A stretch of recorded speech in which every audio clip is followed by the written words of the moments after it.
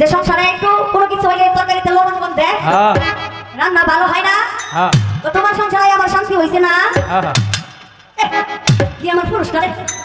আমার গোমা, কি আমার পুরুষ, এবার পুরুষের লাগে তো মনে করেন যে আমাদের মতো নারীরা সংসারে বানাসু, যে পুরুষ কিনা বাড়ি বাড়ি নারীর মতন একটা বিপদ, আমার বউ ভালো না, তোমরা করে এটা করে একদম ঠিক।